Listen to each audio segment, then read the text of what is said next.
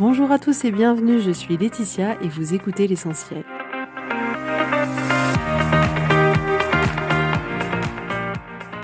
L'essentiel est le podcast de coaching où je partage avec vous les outils et les techniques pour vous permettre d'avancer et d'avoir la vie que vous voulez. Je souhaite vraiment que ce podcast vous inspire et surtout vous encourage à passer à l'action. Vous pourrez retrouver toutes les notes de l'épisode sur www.laetitiamonaca.com. Pour ne rien louper, abonnez-vous au podcast sur la plateforme d'écoute que vous utilisez pour être tenu informé des nouveaux épisodes. Et pour finir, si vous avez aimé ce podcast ou tout simplement que vous pensez qu'il peut aider d'autres personnes, parlez-en autour de vous, ce serait super chouette. Et laissez-moi 5 étoiles et un petit mot sympa, ça m'aidera énormément à le faire découvrir et ça fait toujours plaisir. Voilà, je vous souhaite à tous une bonne écoute.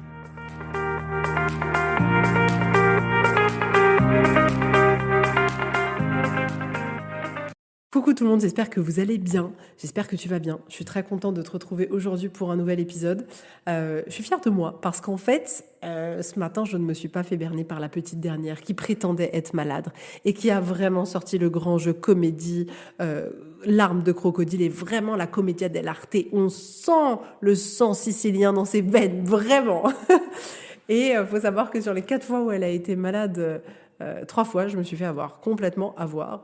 Et là, je suis contente parce que pour une fois, je ne me suis pas fait avoir et je pense avoir trouvé un mécanisme pour pouvoir, entre guillemets, m'assurer qu'elle est vraiment pas malade et ne pas du coup me retrouver hyper coupable en me disant mais en fait, elle était vraiment horriblement malade et je l'ai envoyée à l'école. Donc, je suis trop fière de moi. Et je suis aussi hyper heureuse de commencer là en juin les coachings, entre guillemets, intensifs sur 1 mois sur le domaine du couple et le domaine de la parentalité. On a tellement de résultats incroyables que j'ai trop hâte de commencer ça avec vous. Et en plus, les sphères du couple et de la parentalité sont vraiment des lieux dans lesquels il y a beaucoup d'évolution qui se passe, il y a beaucoup de guérison qui se passe. C'est vraiment des lieux qui nous permettent de nous apprendre énormément de choses. C'est très riche. Et c'est vrai que parfois c'est très complexe, mais ça peut apporter tellement. Et aujourd'hui, justement, j'avais envie de parler du couple parce que c'est vraiment un sujet que j'affectionne beaucoup en ce moment parce que c'est un sujet sur lequel j'ai été amenée à beaucoup avancer, à beaucoup évoluer ces derniers temps où j'ai eu beaucoup de prise de conscience, comment dire.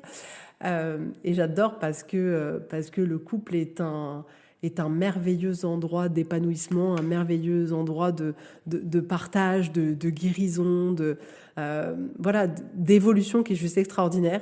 Et souvent, le couple est un lieu de beaucoup de souffrance, de beaucoup d'incompréhension, de beaucoup de non-dits, de communication compliquée. Et du coup, j'adore aller travailler dans ces sphères-là parce que c'est une vraie reconnexion à l'amour pour soi, pour l'autre. Et il y a des choses extraordinaires qui se passent, d'où ma joie à enregistrer ce podcast aujourd'hui et à commencer les accompagnements intensifs juste sur 1 mois à partir de juin, parce que c'est beau en fait. Tout ce qu'on peut faire est vraiment beau et incroyable. Aujourd'hui, j'avais envie du coup de parler par rapport au couple, au fait que nous, les femmes, on pouvait être beaucoup dans notre masculin. C'est-à-dire que on est vraiment dans une société qui nous demande à être beaucoup dans notre masculin. Et en même temps, là, tu vas me dire, ouais, alors attends, on nous demande d'être pimpé, d'être ceci, d'avoir le corps qui ressemble à ça. Et c'est vrai, je suis d'accord avec toi, il y a beaucoup d'injonctions qui nous demandent à avoir de manière extérieure beaucoup de féminité. C'est-à-dire, voilà, on se maquille, on s'apprête, on se fait une belle petite coiffure, on a une belle petite robe, il faut que le corps il ressemble à ça, à ceci, cela. Enfin, quand on voit les filles parfois sur Instagram, moi je suis là, wow, mais en fait, il n'y a que des canons partout. Enfin, on sent, voilà, faut être beau, faut être aussi. On sent qu'il y a une injonction à ça, et je suis d'accord.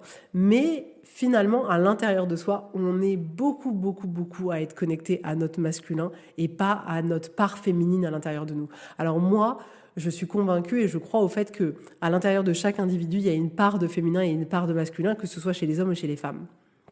Et nous, les femmes, on se retrouve à être beaucoup dans notre part masculine, c'est-à-dire la part qui est là, qui agit, qui décide, qui est un peu dans la force. Voilà, il faut, au sein de notre boulot, être carriériste, il faut y aller, il faut faire des heures pas possibles. On a un peu tendance à vouloir tout gérer. Et en fait, ce qui se passe, c'est que ce côté masculin, on commence à la voir dans beaucoup de domaines de nos vies, et y compris dans le couple et dans nos vies de famille. C'est-à-dire que on va être là, nous les femmes, à tout prendre à notre charge, à tout diriger, à être dans l'action, tac, tac, tac, tac, à faire en sorte que tout soit organisé, à prendre absolument tout à notre charge, à être vraiment dans le contrôle. Et ce qui se passe, c'est que si nous, on a ce rôle-là, inévitablement, on ne laisse pas la place à notre partenaire d'avoir ce rôle-là.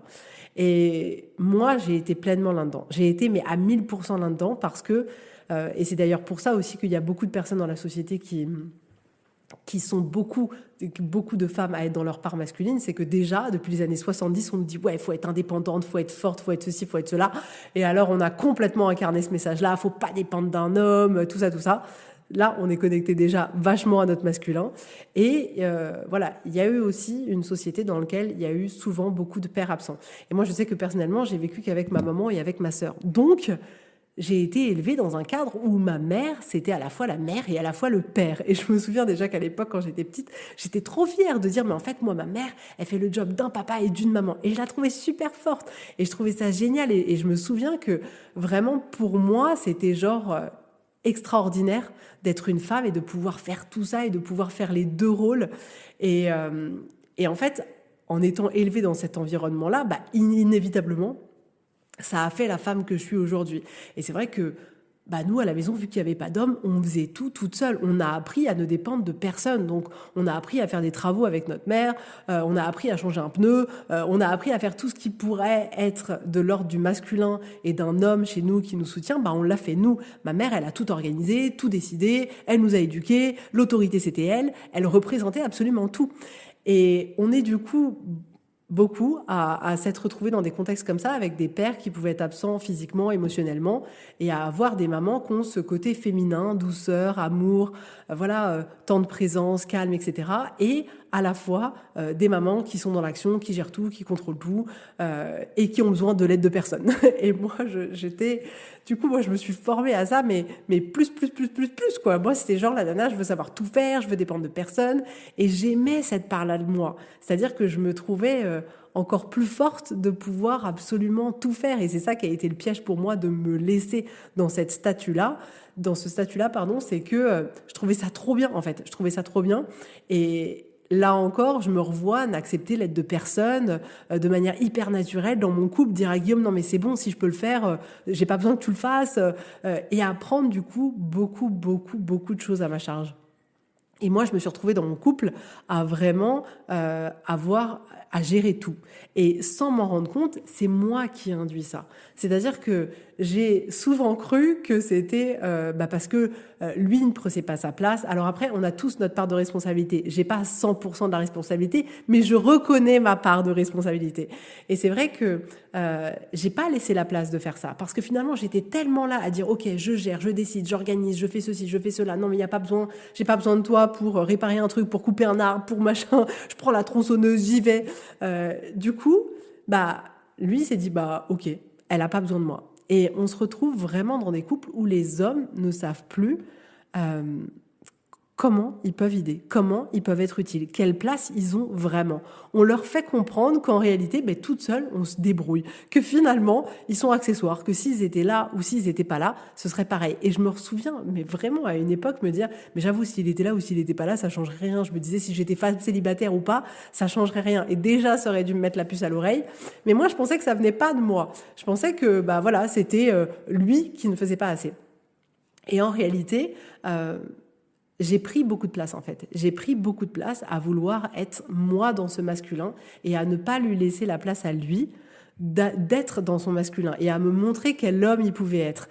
Et finalement, l'homme finit petit à petit par s'effacer. C'est-à-dire que la femme est tellement là à dire « c'est bon, je gère tout, je m'occupe de tout » qu'il dit « bon, ok, écoute, je te laisse faire, si c'est ce que tu veux, je te laisse faire. » Et même, je me souviens des moments où finalement, je me disais non mais en fait j'attends que ce soit lui qui le fasse, mais d'une manière ou d'une autre je laissais pas la place de le faire. C'est-à-dire que dans ma tête il y avait un timing, c'est ok, il faut que tu le fasses, mais dans ce créneau là il faut que tu le fasses de telle manière, et c'était pas forcément dit de manière très claire, mais au final ça existait un peu.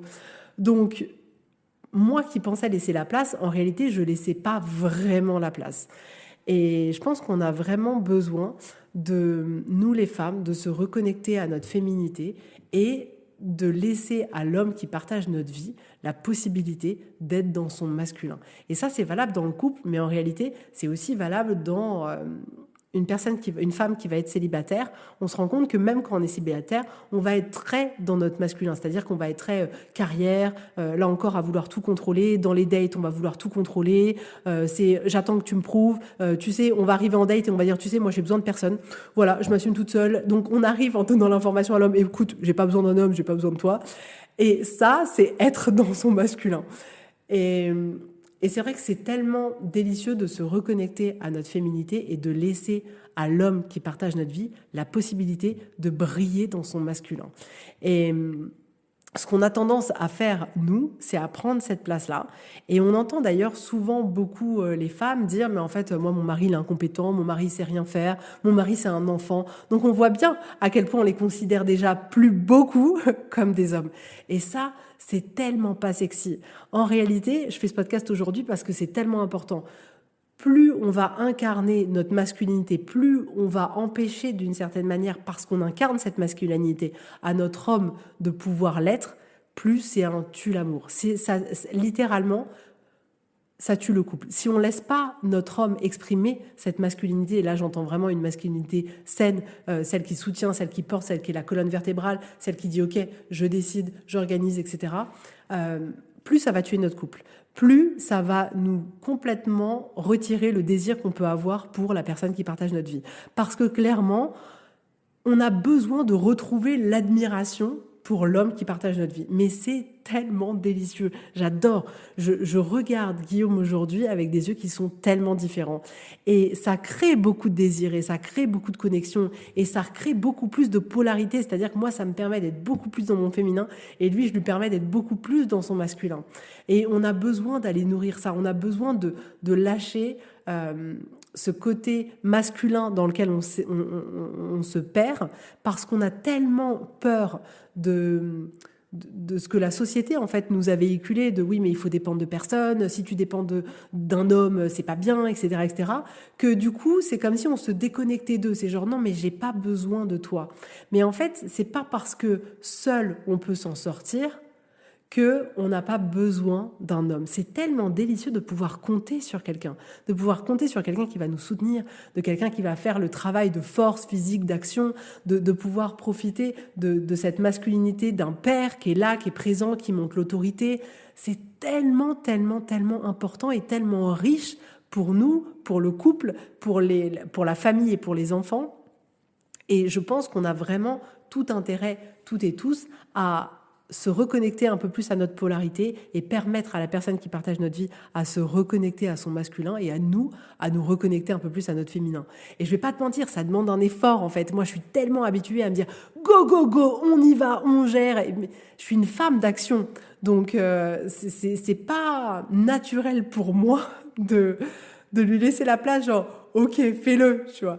Et il y a pas longtemps, on devait de nouveau abattre un arbre et il y a un ami qui nous avait prêté sa tronçonneuse. Et je sais que dans ma tête, j'étais déjà là, ok, après Guillaume, il s'en va, et presque je vais lui faire le cadeau de j'ai coupé l'arbre. Mais en fait, c'est pas un cadeau. C'est pas un cadeau parce que je lui permets pas de le faire. Je lui permets pas de lui faire sentir que, en fait, j'ai besoin de lui et que je suis trop contente qu'il y ait quelqu'un qui l'ait fait. Et c'était marrant parce que, vu qu'on est vraiment dans cette dynamique-là, Guillaume à table, il me dit, par contre, je compte sur toi, les tiens, tu le fais pas quand je suis partie. Donc, il savait très bien déjà quel était mon mode de fonctionnement. Et j'ai dit, non, mais t'inquiète pas, je le ferai pas. Mais c'est pas naturel encore complètement pour moi. Et j'ai besoin parfois de me rappeler de, wow, c'est trop bien. Il est là pour le faire, il est OK pour le faire. Laisse-le être comme ça, dans sa masculinité de bûcheron. Et presque observe-le avec désir. Et toi, délecte-toi d'avoir un homme à la maison qui soit là pour te soutenir aussi de cette manière-là. Mais c'était pas naturel. On est allé à la déchetterie tous les deux et puis on avait des gros sacs de végétaux. Et en fait, Guillaume sort de la voiture et commence à sortir le sac pour y aller. Et moi, je sors et je commence à sortir. Il me dit non, mais c'est bon, reste dans la voiture. Et c'était trop bizarre pour moi. J'ai tellement l'habitude de faire partie du jeu, entre guillemets, du jeu de celui qui agit, que j'étais là, genre assise dans la voiture en disant, oh, mais presque, je sais, je vais pas mentir, presque j'avais honte parce que je me disais, mais du coup, je sers à rien. En fait, je me disais, mais du coup, genre, je suis une femme qui se fait servir et j'ai tellement pas été formatée à ça que j'ai senti qu'il y avait un bug, genre, oh. Et en même temps, je me disais, mais lui, il est content de se dire, mais elle se blesse pas de l'eau, ça lui évite de porter un truc trop lourd. C'était pour moi, c'était de l'amour que de me dire, mais vas-y, Letty, reste dans la voiture, t'inquiète, je m'en occupe, je suis musclée, je peux le faire, pour moi, c'est beaucoup plus facile. Et moi, presque, je me disais, mais mince, en fait, je l'aide pas, c'est pas sympa. Donc, c'était intéressant parce que ça m'a permis de voir tout ce qu'il pouvait y avoir, en fait, comme jugement autour. Qu'est-ce qui faisait en fait que j'étais pas à l'aise au fait de le laisser faire, et finalement je l'ai laissé faire, mais c'était pas naturel pour moi. Donc il y a encore des situations dans lesquelles ça me demande un effort de le laisser incarner complètement sa masculinité. Et en même temps, c'est tellement délicieux en fait, parce que on a partagé ce moment où on était à la déchetterie et puis on rigolait dans la voiture, c'était sympa. Et c'était bon en fait de me dire, mais j'avoue, là en fait, il a juste envie de me prendre soin de moi, il a juste envie de me soutenir, et il déverse les sacs, et c'est ok en fait. Et j'ai senti après, comme lui, il était aussi content de se dire, bah voilà, en fait, je suis utile. Parce que si moi je sors et que je me mets à vider tous les sacs, il dit, bon, bah ça sert à rien qu'on y aille à deux, si tu veux le faire, la prochaine fois, vas-y. Et en fait, finalement, je me rends compte que dans notre couple, ça a souvent été ça, c'est-à-dire j'étais tellement là, non mais t'inquiète, je fais, non mais t'inquiète, je t'aide, qu'il s'est dit, bon, bah écoute, si tu veux le faire, fais-le. Mais petit à petit, j'ai vu comme lui, ça lui retirait en fait l'espace de pouvoir être lui, de pouvoir incarner la masculinité, de pouvoir me rendre service, de pouvoir finalement utiliser ses bras, sa force pour mon aide, parce que j'étais là, non mais t'inquiète, je gère, c'est trop lourd, mais c'est pas grave, je porte quand même. Alors qu'il me dit, non mais porte pas, et moi j'étais là, si, on m'a appris, il fallait que je me débrouille toute seule. Et en fait, j'ai senti comme ça lui laisser la place d'exister dans le couple et de ah mais en fait je suis utile parce que là j'aide Letty, parce qu'en fait là je sais que c'est lourd pour elle et du coup c'est cool parce qu'elle a pas à le faire. Et moi je laissais quasiment plus de place pour ça. Et c'est pour ça que c'est vraiment bon de pouvoir petit à petit repermettre aux hommes de se reconnecter à cette masculinité-là. Et pour ça, on a besoin de leur relaisser vraiment la place. Et parce qu'en fait, ce qui se passe, c'est que la majorité du temps, lorsque nous, on est trop dans notre masculin, petit à petit, l'homme, il a l'impression qu'il sert plus à rien. Il a l'impression que de toute manière, nous, on fait mieux qu'eux. Ils ont l'impression de ne pas avoir une place particulière, c'est-à-dire qu'ils soient là, qu'ils soient pas là, c'est la même chose. Et c'est tellement douloureux, en fait. On a tous, je pense, besoin de se sentir utile dans nos relations, de se sentir utile dans notre boulot, de se sentir utile dans notre couple, dans notre famille. Si on se sent plus utile dans notre couple, si on est un homme et qu'on se sent plus utile dans notre couple, qu'on se sent plus utile dans notre parentalité avec les enfants, etc., c'est hyper inconfortable comme place. Moi, j'avoue, j'aimerais pas du tout, j'ai besoin de me sentir utile. Mais l'air de rien, en étant, nous les femmes, beaucoup dans notre masculinité, on les empêche de justement avoir cette utilité, de pouvoir nous soutenir, de pouvoir nous épauler, de pouvoir eux retrouver du sens et du coup du plaisir à dire ah bah oui en fait je le fais et je sais pourquoi je le fais. Et du coup pour ça on a aussi besoin de travailler, nous, en tant que femmes, notre capacité à regarder nos hommes de manière différente et à les regarder avec de la fierté, à les regarder avec du désir, avec de l'amour, de vraiment prendre le temps de faire des feedbacks positifs sur ce qu'ils font, de genre ah bon, Guillaume il a coupé là, de dire mais merci en fait c'est trop beau maintenant, c'est trop cool que tu l'aies fait, et là ils vont se dire ah ok c'est cool en fait, j'ai un retour, ça lui a fait plaisir, c'est bien et du coup je me sens encore plus utile. Et on a besoin de pas être radin sur ça, de pas être radin sur les compliments, de pas être radin sur les merci, de pas être radin sur justement le fait de waouh mais c'est trop cool que tu l'aies fait et d'une certaine manière, tu es un peu indispensable à ma vie. On ne va rien perdre. On a tellement peur de recevoir une forme de soumission, d'une forme d'oppression, qu'on se dit non, surtout il ne faut pas dire à un homme que vraiment merci beaucoup, vraiment c'est super. Et on le voit bien d'ailleurs sur des petits actes du quotidien. On va dire non mais il a vidé la poubelle, on va pas, quand même pas le remercier pour ça, tu vois pas tout ce que moi je fais d'autre.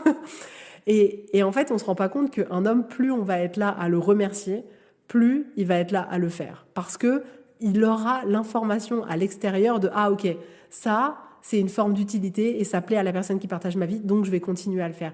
Donc on a besoin aussi de les regarder en disant waouh mais t'es fort, waouh mais t'es beau, waouh mais merci, de leur redonner en fait de la valeur, de les remettre sur un piédestal, alors qu'on pourrait avoir tendance, et on peut l'entendre souvent, et moi je sais que je l'ai fait aussi, de justement minimiser l'autre en disant mais il fait pas grand chose et de toute manière c'est moi qui gère tout et bon je vais quand même pas le remercier pour ça.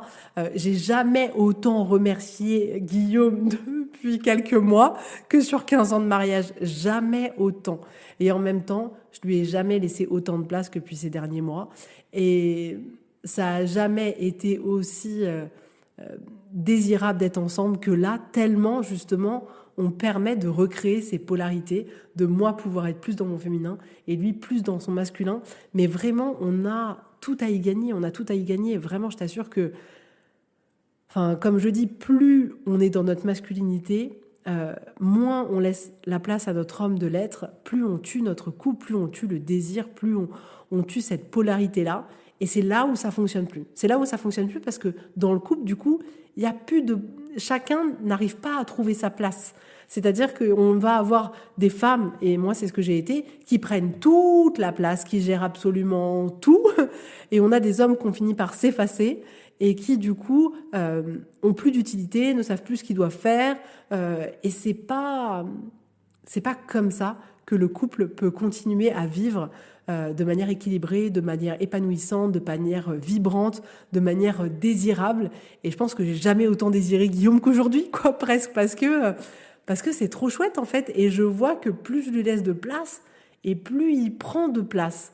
Alors que j'avais vraiment pas l'impression de prendre la place de quoi que ce soit, mais pas du tout. Et, et c'est beau, en fait, c'est vraiment beau. Et c'est pour ça que je suis trop contente de lancer en juin ces coachings intensifs sur un mois, parce qu'il y a plein de belles choses à faire et ça me rend tellement heureuse de voir où est-ce que notre couple est aujourd'hui. Et en plus, ça fait 15 ans qu'on est mariés, donc je suis encore plus heureuse de retrouver cette complicité, de retrouver ce côté vibrant, de retrouver ce désir, de retrouver plus de polarité, de retrouver plus d'équilibre dans notre couple, dans qui fait quoi. C'est tellement beau, je suis tellement fière de nous. C'est juste incroyable en fait, c'est juste incroyable. Et en fait, on se rend pas compte comme nous les femmes, on a un pouvoir à initier ça. On a un grand pouvoir. Alors je sais que parfois on se dit non mais tout vient de moi, etc. Mais on a un vrai pouvoir de création. On a un vrai pouvoir pour initier les choses.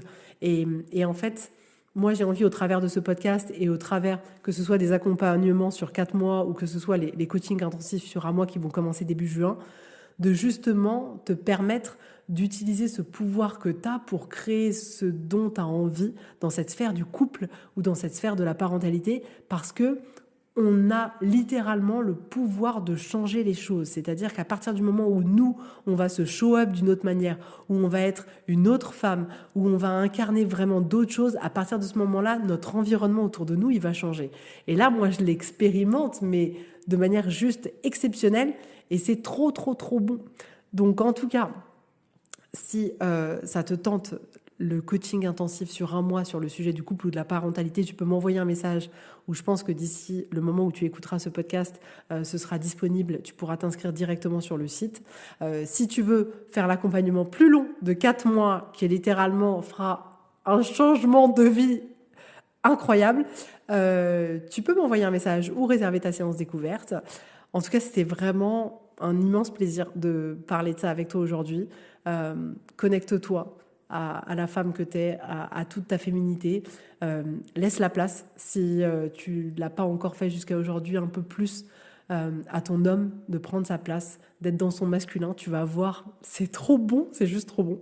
En tout cas, je te souhaite une très belle journée, un très beau week-end et je te dis avec très grand plaisir à la semaine prochaine. Bisous, bisous, bye bye.